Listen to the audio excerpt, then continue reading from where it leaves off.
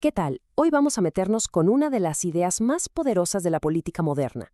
Y su origen, la verdad, es bastante sorprendente. Hablaremos sobre la soberanía, sobre el poder que tiene el pueblo y de cómo un grupo de pensadores, siglos antes de las grandes revoluciones, ya había puesto las bases de nuestro mundo actual. A ver, esta es la pregunta clave, ¿no? Es algo que hoy damos por sentado en muchísimas democracias, pero ¿realmente nos hemos puesto a pensar de dónde salió esta idea? Bueno, pues vamos a entrarle a fondo. Casi siempre, la respuesta que se nos viene a la mente nos lleva directo al siglo de las luces. Pensamos en gente como Locke, Rousseau o en los fundadores de Estados Unidos. Es la historia que casi todos conocemos, ¿cierto? Una explosión de ideas en el siglo XVIII que, pues, cambió el mundo. Pero aquí es donde la historia se pone interesante. ¿Qué pasaría si les dijera que la semillita de la soberanía popular se plantó mucho, mucho antes, en un lugar y por un grupo de personas que, la verdad, pocos asociarían con una idea tan revolucionaria? Para encontrar esa raíz tenemos que hacer un viaje en el tiempo. Vámonos hasta el siglo XVI, a un momento de crisis total y de un montón de cuestionamientos morales que surgieron por uno de los eventos que más ha transformado la historia. Miren, la llegada de los europeos a América fue más que un simple choque de culturas. Fue una verdadera crisis existencial para el pensamiento de Europa. De repente surgieron preguntas para las que nadie tenía respuesta. ¿Los pueblos indígenas tenían derechos? ¿La conquista era justa? ¿Bajo qué autoridad se les podía gobernar? Y en el centro de todo ese debate estaba una idea que para la época era, radical. No se trataba solo de poder, sino de dignidad humana. La discusión giraba en torno a si los indígenas americanos, como todos los demás seres humanos, tenían derechos que nadie les podía quitar, incluyendo el derecho a gobernarse a sí mismos. Y quienes se atrevieron a responder estas preguntas tan complicadas no fueron políticos ni revolucionarios en el campo de batalla, sino un grupo de teólogos y académicos en una antigua universidad española. Se les conoce como la Escuela de Salamanca. Piensen en un grupo de intelectuales, con figuras clave como Francisco de Vitoria. Para ellos, la teología no era algo abstracto, para nada. Era la herramienta con la que analizaban los problemas más complejos del mundo real, desde si una guerra era justa hasta la legitimidad del poder de un rey. Y justo al analizar el problema del poder en el llamado Nuevo Mundo, llegaron a una conclusión que, bueno, iba a sacudir los cimientos de la política europea de aquel entonces. Este cuadro lo deja clarísimo. Vean, por un lado teníamos la idea que dominaba en ese entonces, el derecho divino absoluto. Fíjense en el flujo del poder. Va de Dios, directo al rey, y de ahí baja al pueblo. Pero miren al otro lado. Lo que proponía la Escuela de Salamanca le da la vuelta por completo.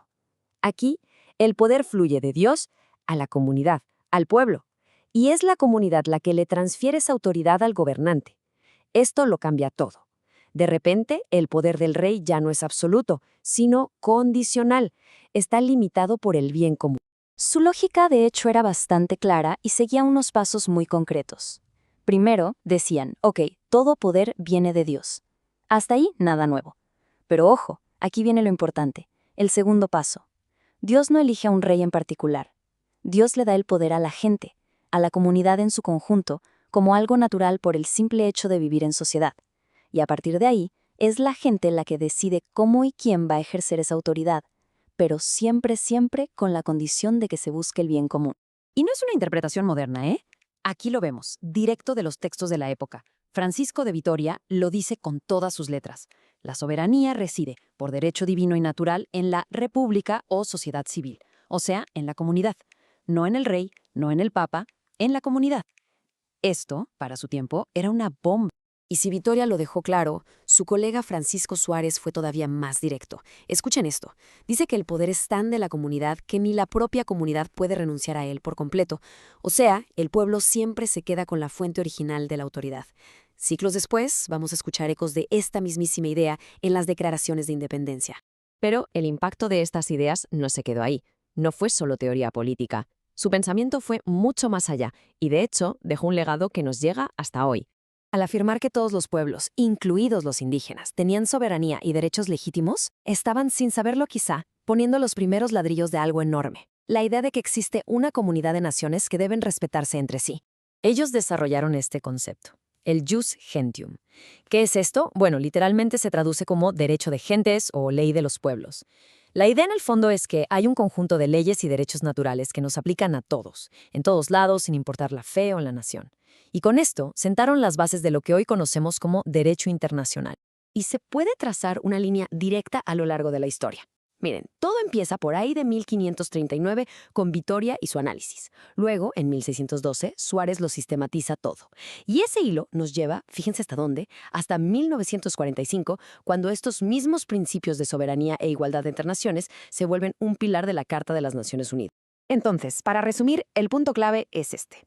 Mucho, pero mucho antes de lo que solemos pensar, un grupo de teólogos españoles, motivados por la crisis del Nuevo Mundo, ya estaban planteando algunas de las ideas políticas más importantes de la modernidad. La soberanía popular, el gobierno limitado, hasta el derecho a resistirse a un tirano, todo eso ya estaba ahí. Y esto nos deja pensando, ¿no? La historia de la Escuela de Salamanca nos enseña que las grandes ideas a veces vienen de los lugares más inesperados. Y nos obliga a preguntarnos, ¿cuántas otras ideas que hoy vemos como modernas estarán por ahí, dormidas en la historia, esperando que alguien las redescubra? Sin duda, la respuesta sigue ahí fuera. Muchas gracias por habernos acompañado.